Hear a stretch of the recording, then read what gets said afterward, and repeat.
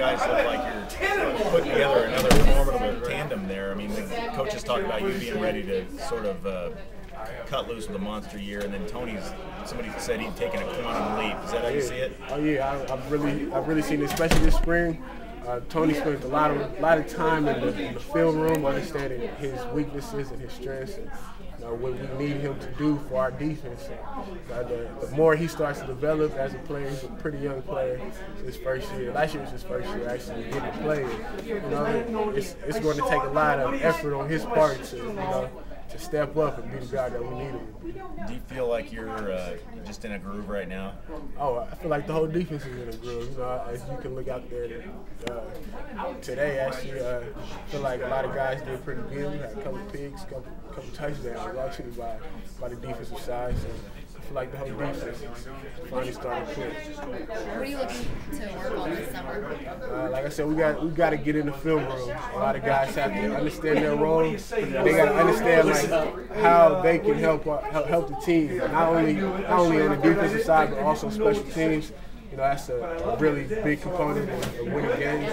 So everybody has to understand just little things, just understand the little things. Hey, Dion, you said all spring that you wanted to become more of a leader. Did that pay off in today's game? And were a lot of the guys coming to you? Were you moving guys around? Were you talking to people out there today? Yeah, I was on the green team. We were struggling. So my job, I tried to keep the spirits up, try to make sure we finish. Continue to compete regardless of what the score was. So yeah, I believe so. Yeah, I got to stay in these guys' ears. Not only on the defensive side, but also when they go out there on special teams and the offense too. So being across from Marcus, what did you think of him today? He was tearing us up today. Marcus did a really good job. He showed that he not only can throw the ball, but he can also run with it also. So the pressure continues from both quarterbacks. Somebody's going to have to step up and be that guy for us to beat the team. Is that the way it's been this spring with Marcus particularly? I mean, have you seen more of that stuff? Because we haven't gotten to see anything. This spring we got to see pretty much both guys. But before today was pretty much even from my point of view. I feel like they both did a pretty good job this whole spring. As far as throwing the ball, I feel like Bennett, he still has a zip on the ball. He can throw it pretty fast, and he showed that today also. But today was Marcus really showed up today. He stood out. He seemed pretty fast. Was he faster on the field? Oh, he looked fast upstairs. He's fast on the field too. He's just as fast on the field. Teammates call him Super Mario. That's what he looks like. Yeah, yeah. He does pretty much everything. He's the type of quarterback that you want. That's calm. He can understand when to leave the pocket, when to stay in the pocket. He's got that little sidestep too. That's pretty nice. Oh yeah, he wants to throw the ball, so he makes sure he keeps his eyes downfield and find his guy. You guys play such a big defense. I mean, you guys need to learn to. Who's the next Dion Jordan? Who's being groomed to replace you when you're done?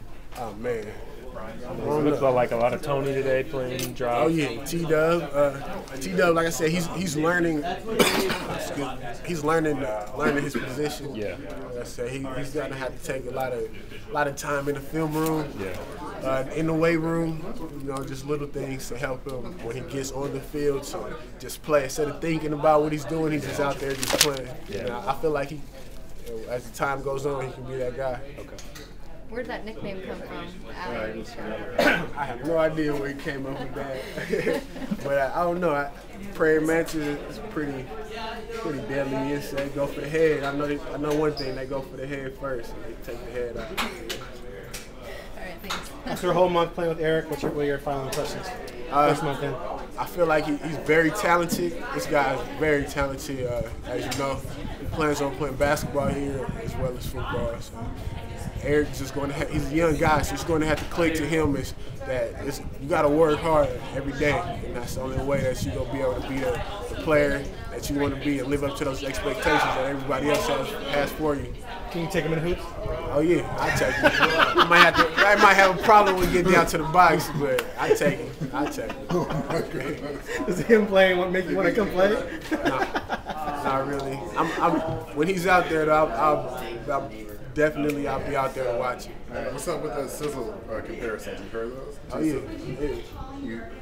any validity to it or what? You model the game after? Oh yeah, of course. I watch a lot of film on that guy, their defense, both guys on the edge of the defense.